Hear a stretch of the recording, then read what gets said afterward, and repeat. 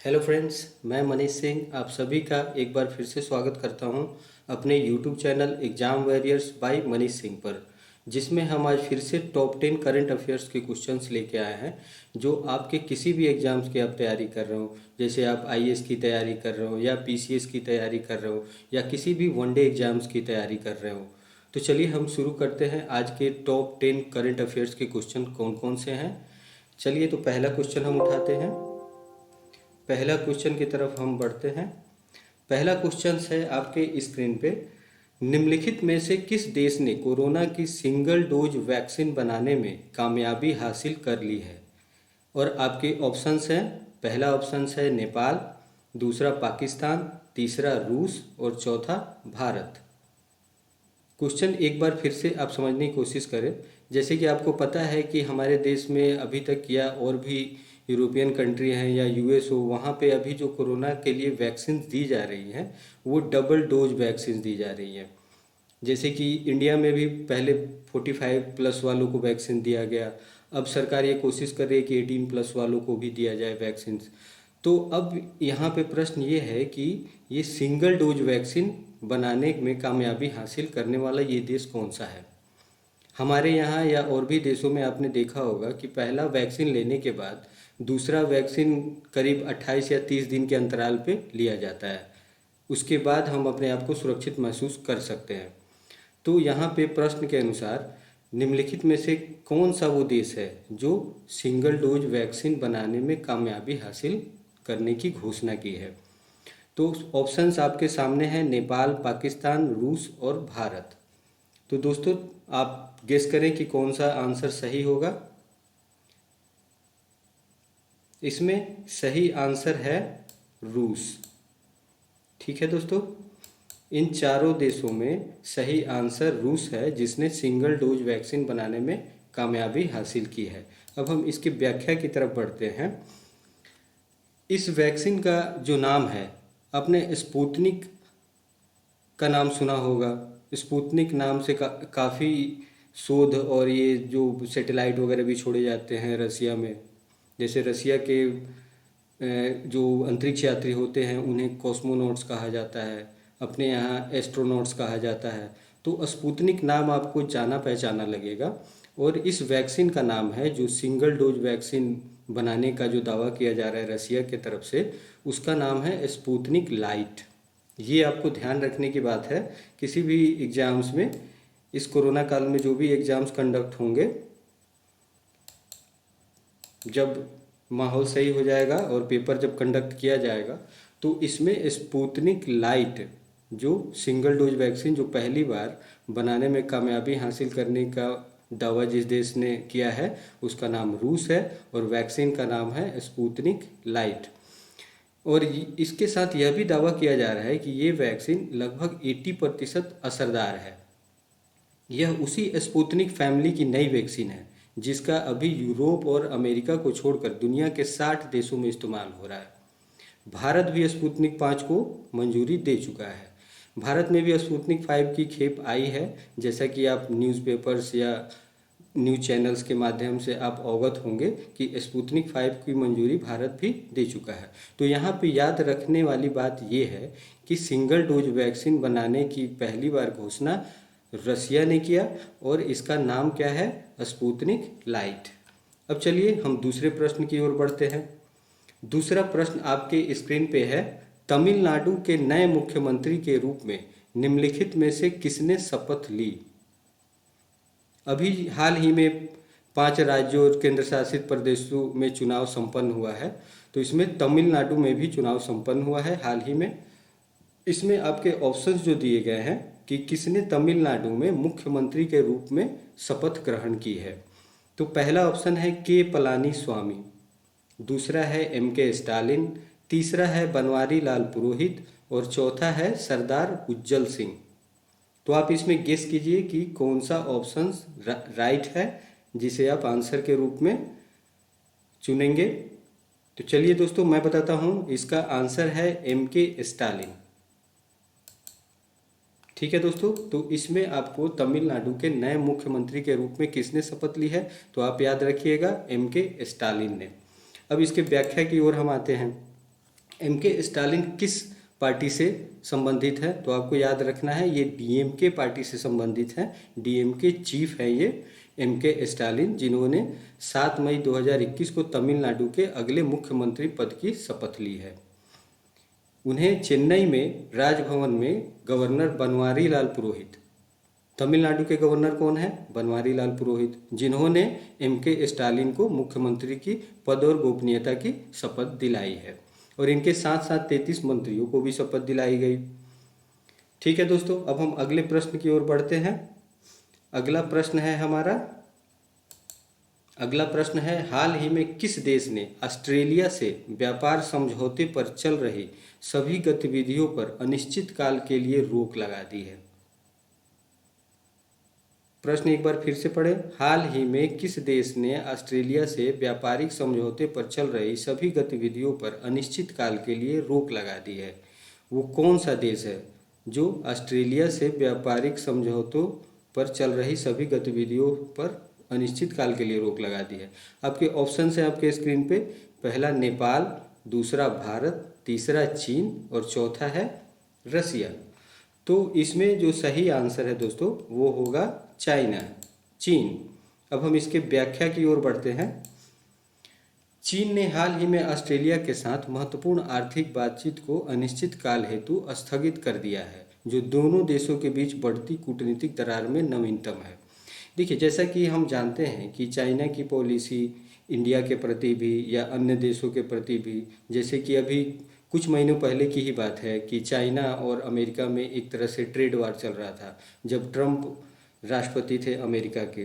तो चीन के लिए ये कोई नई बात नहीं है, वो इस तरह के गतिरोध करते रहता है जिसमें कूटनीति स्तर पे कोई विवाद उत्पन्न हो जाए। तो चीन ने ऑस्ट्रेलिया कोयले के मामले में रिच माना जाता है और भी काफ़ी संसाधन है जिसके आयात निर्यात करता है वो। तो चीन ने हाल ही में ऑस्ट्रेलिया से कोयला, आयरन, गेहूं और वाइन सहित कई सामानों के आयात को फिलहाल बंद कर दिया है।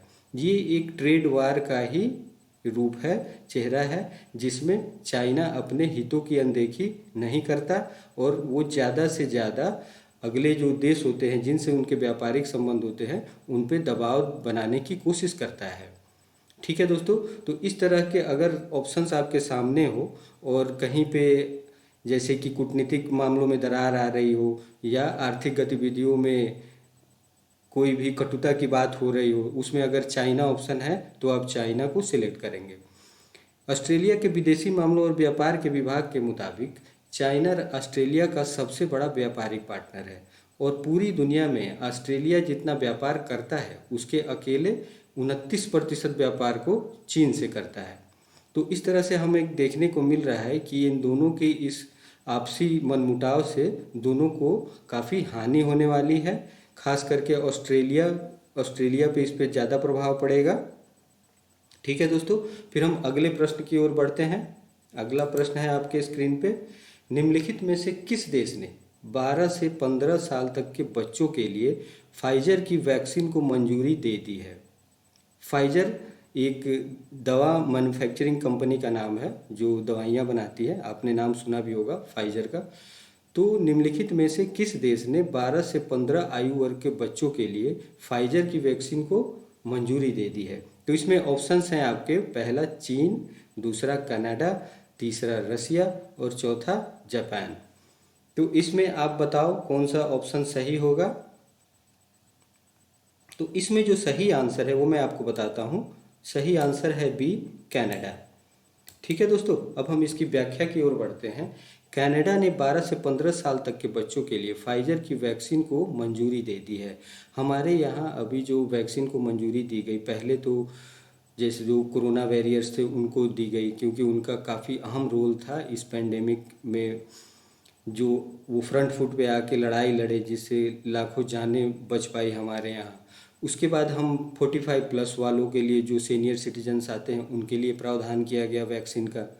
फिर उसके बाद अभी 18+ वालों के लिए बात चल रही है। कुछ राज्यों में वैक्सीनेशन शुरू भी हो गया है, कुछ राज्यों में वैक्सीन की कमी है तो वो आने वाले हफ्तों में वो भी शुरू कर दिया जाएगा।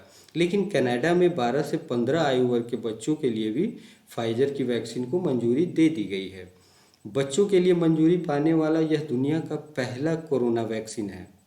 ठीक है दोस्तों, ये हमें याद रखना है कि इस इतने कम आयु वर्ग के बच्चों के लिए वैक्सीनेशन की मंजूरी देने वाला पहला देश कौन सा है? कनाडा है। और उस दवा कंपनी का क्या नाम है? फाइजर।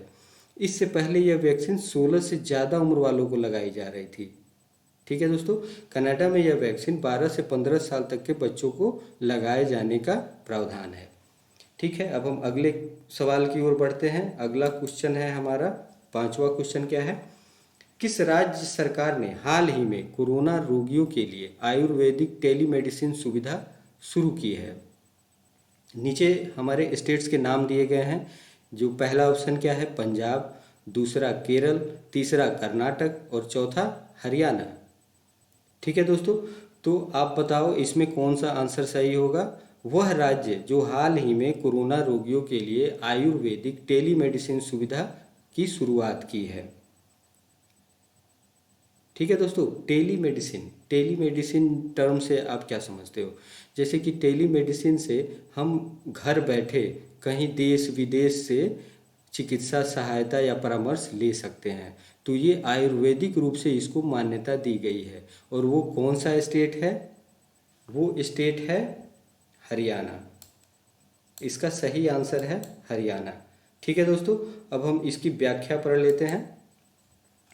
हरियाणा सरकार ने कोरोना रोगियों के लिए फ़ोन पर आयुर्वेदिक दवा की जानकारी लेने के लिए आयुर्वेदिक टेलीमेडिसिन सुविधा शुरू की है। देखिए, आयुर्वेदिक टेलीमेडिसिन की सुविधा की शुरुआत की गई कहाँ पे? हरियाणा राज्य में। वहाँ के स्वास्थ्य मंत्री हैं अनिल विज, जिन्होंने इसकी शुरुआत की घोषणा की है। और आयुर्वेदिक जो कि एक सेफ माना जाता है उपचार के दृष्टिकोण से, इसलिए इसे एक प्रायोगिक तौर पे शुरू किया गया है जिससे कोरोना रोगियों को राहत मिल सके। ठीक है दोस्तों, और इसके लिए एक नंबर हेल्पलाइन भी जारी किया गया है। जो नंबर क्या है? 1075 नंबर ये जारी किया गया है हरियाणा गवर्नमेंट की तरफ से, जिस पे आप आयुर्वेदिक टेलीमेडिसिन की सुविधा का लाभ उठा सकते हैं। जिससे कोई भी व्यक्ति आयुर्वेदिक चिकित्सकों से फ़ोन पर सलाह ले सकता है, अपनी स्थिति बता के उसके अनुरूप अपना उपचार करा सकता है। ठीक है दोस्तों, तो ये पहला राज्य है जो आयुर्वेदिक टेलीमेडिसिन की सुविधा शुरू की है और जिसके लिए हेल्पलाइन नंबर भी जारी कर दिया गया है। तो ये हमें याद रखना है। अब अगले क्वेश्चन के हम तरफ बढ़ते हैं। छठा क्वेश्चन क्या है फ्रेंड्स? छठा क्वेश्चन है इकोनॉमी से रिलेटेड। आर्थिक मामलों की मंत्रिमंडलीय समिति CCEA, cabinet committee of economic affairs, ने हाल ही में किस बैंक में प्रबंधन नियंत्रण के हस्तांतरण के साथ रणनीतिक विनिवेश के लिए सैद्धांतिक मंजूरी दे दी है? आर्थिक मामलों के मंत्रिमंडलीय समिति ने किस बैंक को प्रबंधन, जिसमें मैनेजमेंट और ट्रांसफरेबल रणनीतिक इन्वेस्टमेंट के लिए इन्होंने मंजूरी दी है? तो नीचे बैंक्स के नाम दिए गए हैं ऑप्शंस में। तो इसमें क्या क्या ऑप्शंस हैं? पहला ऑप्शन है देना बैंक, दूसरा है पंजाब नेशनल बैंक, तीसरा है बैंक ऑफ बड़ौदा और चौथा है IDBI बैंक। तो इसका आंसर होगा IDBI बैंक, जिसे हाल ही में आर्थिक मामलों के मंत्रिमंडलीय समिति ने बैंक में प्रबंधन नियंत्रण के साथ साथ रणनीतिक विनिवेश की सैद्धांतिक रूप से मंजूरी प्रदान कर दी है। अब हम इसकी व्याख्या देख लें एक बार। आर्थिक मामलों की मंत्रिमंडलीय समिति ने हाल ही में IDBI बैंक में प्रबंधन नियंत्रण के हस्तांतरण के साथ रणनीतिक विनिवेश के लिए सैद्धांतिक मंजूरी दे दी है। IDBI बैंक का जो बनावट है, जो वो बॉडी है, वो किस तरह से है ये हम डिस्कस कर लेते हैं। इसमें केंद्र सरकार और भारतीय जीवन बीमा निगम LIC के नाम से जो आप जानते हो, इसमें केंद्र सरकार और भारतीय जीवन बीमा निगम की कुल हिस्सेदारी कितनी है? 94% से भी ज़्यादा है। LIC के पास बैंक के 49.21% शेयर्स हैं और साथ ही वह उसकी प्रवर्तक है और उसके पास ही LIC के पास ही बैंक के प्रबंधन का नियंत्रण है। ठीक है फ्रेंड्स, तो अगर ये क्वेश्चन पूछा जाता है कि अभी हाल ही में मंत्रिमंडलीय समिति ने किस बैंक को रणनीतिक विनिवेश और प्रबंधन नियंत्रण के हस्तांतरण से संबंधित सैद्धांतिक मंजूरी दी है तो आप IDBI बैंक को चुनेंगे। ठीक है फ्रेंड्स, अब हम अगले क्वेश्चन की ओर बढ़ते हैं। अगला क्वेश्चन क्या है आपके स्क्रीन पे देखिए। अगला क्वेश्चन 7वां क्वेश्चन है, महात्मा गांधी के किस पूर्व निजी सचिव का हाल ही में निधन हो गया? महात्मा गांधी के बापू के किस पूर्व निजी सचिव का हाल ही में निधन हो गया? ठीक है फ्रेंड्स, ये हम ओबिचुअरी वाले सेक्शन, ये खासकर ऐसे क्वेश्चंस जो हैं ये आपको वनडे एग्जाम्स में पूछे जाएंगे। तो इसमें ऑप्शंस दे रखे हैं, बी कल्याणम, दूसरा है राहुल सचदेवा, तीसरा है अनिल गांधी और चौथा है कमल महाजन। ठीक है फ्रेंड्स, तो इसमें सही आंसर जो है वो है बी कल्याणम। बी कल्याणम वो शख्स थे जो बापू के अंतिम अंतिम बोल सकते हैं या बापू के सचिव रह चुके हैं। ठीक है फ्रेंड्स, अब हम इसकी व्याख्या पे एक नज़र डालते हैं। महात्मा गांधी के पूर्व निजी सचिव बी कल्याणम का अभी हाल ही में निधन हो गया है। कल्याणम 1943 में बापू के पर्सनल सेक्रेटरी हुआ करते थे और 1948 में जब बापू की हत्या कर दी गई थी तब वह इस पद पर तैनात थे। वे विभिन्न भाषाओं जैसे बंगाली, गुजराती, हिंदी, तमिल और अंग्रेजी में कुशल थे। वे महात्मा गांधी के कट्टर समर्थक थे और 1960 के दशक में राजा जी के साथ भी जुड़े थे। और इनका जन्म, वी कल्याणम का जन्म 1922 ईस्वी में कहाँ पे हुआ था? शिमला में हुआ था। अब हम अगले प्रश्न की ओर बढ़ते हैं। ठीक है फ्रेंड्स, ये इसलिए इम्पोर्टेंट है क्योंकि ये बापू से जुड़े हुए व्यक्ति थे जो उनके पहले पूर्व पर्सनल सेक्रेटरी रह चुके हैं, इसलिए इस क्वेश्चन का वो बेनिफिट जो है ये आपको बापू के साथ जुड़ा हुआ है, इसलिए ये इम्पोर्टेंट बन जाता है क्वेश्चन। अब हम अगले प्रश्न की ओर बढ़ते हैं। अगला प्रश्न क्या है? 8वां प्रश्न हम देखते हैं। केंद्रीय मंत्रिमंडल ने भारत और किस देश के बीच प्रवास एवं आवागमन संबंधी समझौता ज्ञापन को मंजूरी दे दी? प्रवास एवं आवागमन, प्रवास का मतलब है कि जिस देश में आप जाके बस सकते हो, ठीक है, प्रवास कर सकते हो, और आने जाने का आवागमन, ट्रेवलिंग की फैसिलिटी हो, उस विषय पे समझौता ज्ञापन को मंजूरी दी गई है। हमारे ऑप्शंस क्या क्या हैं आपके स्क्रीन पे हैं, आप देखो। पहला है ब्रिटेन, दूसरा है नेपाल, तीसरा है चाइना और चौथा है रसिया। ठीक है फ्रेंड्स, तो इसमें सही उत्तर जो है वो है ब्रिटेन। अभी हाल ही में ब्रिटेन से ही ये समझौते ज्ञापन को मंजूरी दे दी गई है कि यहाँ के व्यक्ति प्रवास एवं आवागमन में, जो भी यहाँ से लोग ब्रिटेन जाते हैं, वहाँ से जो लोग इंडिया आते हैं, तो इससे रिलेटेड जो भी की एरियाज़ हैं उन पे एक समझौता हुआ है। तो वो कौन सा देश है? ब्रिटेन, जिससे भारत का समझौता हुआ है प्रवास एवं आवागमन संबंधी। इसकी व्याख्या को हम देखते हैं एक बार। केंद्रीय मंत्रिमंडल ने भारत और ब्रिटेन के बीच प्रवास एवं आवागमन संबंधी समझौता ज्ञापन को मंजूरी दे दी है। यह समझौता ज्ञापन भारत सरकार और ब्रिटेन की महारानी की सरकार, ब्रिटेन की महारानी की सरकार, देखिए यहाँ ब्रिटेन की महारानी का सरकार ये इसलिए संबोधित किया जाता है कि इंग्लैंड में क्राउन का शासन होता है और वहाँ पे महारानी, जैसे महारानी एलिजाबेथ आपने नाम सुना होगा, तो वहाँ पे शासन शीर्ष सत्ता जो होती थी वह ब्रिटेन के महारानी के हाथ में है। और ये कौन कौन से स्टेट्स के नाम इसमें दिए गए हैं, जो प्रोविंस हैं? इंग्लैंड, वेल्स, स्कॉटलैंड और आयरलैंड। तो देखिए यहाँ पे हम ब्रिटेन के नाम से भी जानते हैं और ग्रेट ब्रिटेन के नाम से भी जानते हैं, जिसे आप जैसे एक समूल रूप से आप यूनाइटेड किंगडम भी कहते हो। तो इंग्लैंड, वेल्स और स्कॉटलैंड, ठीक है फ्रेंड्स, इनको मिला के हम क्या बोलते हैं? ब्रिटेन बोलते हैं, ठीक है। और जब इसमें नॉर्दर्न आइलैंड को जोड़ दिया जाता है तो उसे यूनाइटेड किंगडम बोलते हैं। ठीक है फ्रेंड्स, तो ये समझौता हुआ है ब्रिटेन के साथ भारत का। इस समझौते ज्ञापन से भारतीय छात्रों, शिक्षाविदों और शोधकर्ताओं, जो रिसर्चर्स जाते हैं वहाँ पे रिसर्च करने, जो एडुकेटर्स जाते हैं, स्टूडेंट्स वहाँ पे पढ़ाई करने जाते हैं, कैम्ब्रिज यूनिवर्सिटी में, लीड्स यूनिवर्सिटी, बहुत सारे वहाँ पे मान्यता प्राप्त यूनिवर्सिटीज़ है जहाँ से लोग शिक्षा ग्रहण करने जाते हैं। और पेशेवरों जो प्रोफेशनल्स होते हैं और आर्थिक कारणों से प्रवास करने वाले लोगों को इससे क्या होगा, लाभ मिलेगा। ठीक है फ्रेंड्स, अब हम अगले प्रश्न की ओर बढ़ते हैं। अगला प्रश्न है हमारा आपके स्क्रीन पे 9वां प्रश्न, भारतीय सेना ने हाल ही में किस राज्य में पहला green solar energy harnessing plant शुरू किया है? भारतीय सेना के द्वारा ये एक पहल है जो सोलर एनर्जी पे बेस्ड है। सोलर एनर्जी हार्नेसिंग प्लांट है जहाँ से सोलर एनर्जी से हम ऊर्जा लेंगे और इस क्षमता का उपयोग भारतीय सेना अपने लिए करेगी। इसके ऑप्शंस जो दे रखे हैं वो है कर्नाटक, दूसरा है तमिलनाडु, तीसरा है सिक्किम और चौथा है बिहार। ठीक है फ्रेंड्स, तो इसमें आप देखोगे, आप बताओ इसमें सही आंसर क्या होगा। भारतीय सेना ने हाल ही में किस राज्य में पहला green solar energy harnessing plant शुरू किया है? तो इसका जो सही उत्तर है वो है सिक्किम। तो आप इसमें सिक्किम को ऑप्शंस के रूप में चुनोगे। और ये आपको ध्यान रखने वाली बात है कि भारतीय सेना द्वारा ये पहल की जा रही है। ठीक है फ्रेंड्स, और ये राज्य में पहला green solar energy harnessing plant है।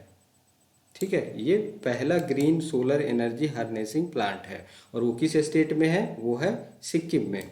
ठीक है फ्रेंड्स, तो ये पहला green solar energy harnessing plant की शुरुआत कहाँ की गई है? सिक्किम में। किसके द्वारा की गई है? भारतीय सेना के द्वारा। ये याद रखने वाला पॉइंट है।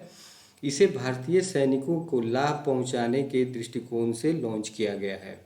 यह प्लांट वेनेडियम आधारित बैटरी तकनीक का उपयोग करेगी। जैसे आप बैटरी में और भी तकनीक यूज होते हैं, जैसे लिथियम बेस्ड होते हैं, तो ये जो प्लांट है इसमें वेनेडियम आधारित बैटरी का उपयोग किया जाएगा।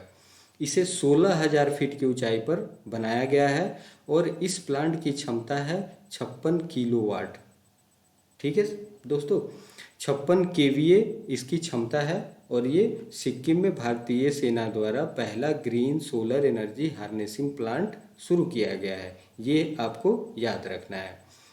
अब हम अगले प्रश्न की ओर बढ़ते हैं। अगला प्रश्न है 10वां प्रश्न, जो क्या है, श्रीलंका के पूर्व क्रिकेटर नुआन जोइसा पर अंतर्राष्ट्रीय क्रिकेट परिषद, जिसे आईसीसी के नाम से आप जानते हैं, इंटरनेशनल क्रिकेट काउंसिल, की भ्रष्टाचार रोधी संहिता का उल्लंघन करने के लिए कितने साल का बैन लगा दिया गया है?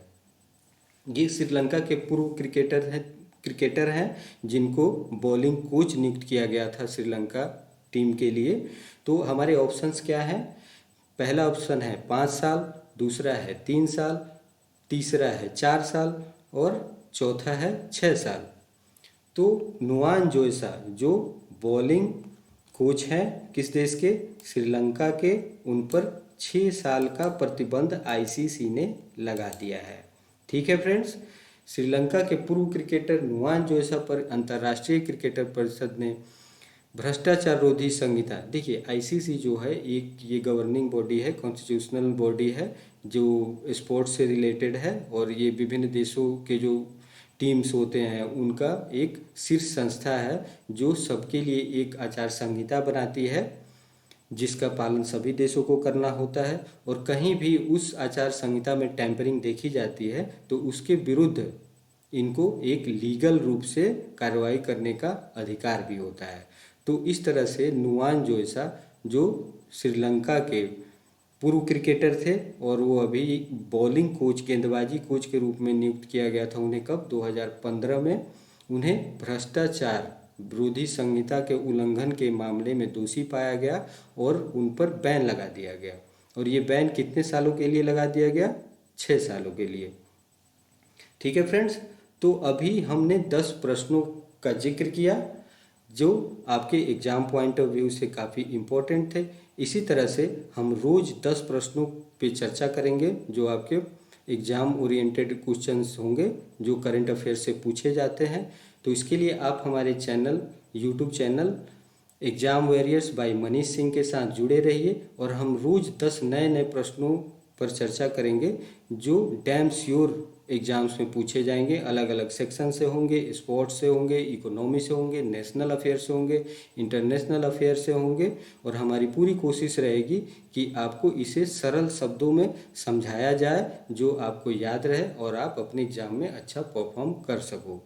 ठीक है फ्रेंड्स, तो आप सुरक्षित रहें, इस कोरोना काल में अपने घर पर ही रहें और सुरक्षित रहें, अपना और अपनों का ख्याल करें, जहाँ तक हो सके एक दूसरे की मदद करें। दोस्तों, ये बहुत ही विकट परिस्थिति है हमारे देश के लिए और इसमें हमें एक दूसरे के साथ की बहुत ही ज़रूरत है, जिससे और पैनिक होने की ज़रूरत नहीं है। ये बीमारी है जिससे सिर्फ सतर्क रहना है, डरना नहीं है और जो भी प्रिकॉशंस हैं उसे हमें अपने साथ रखना है।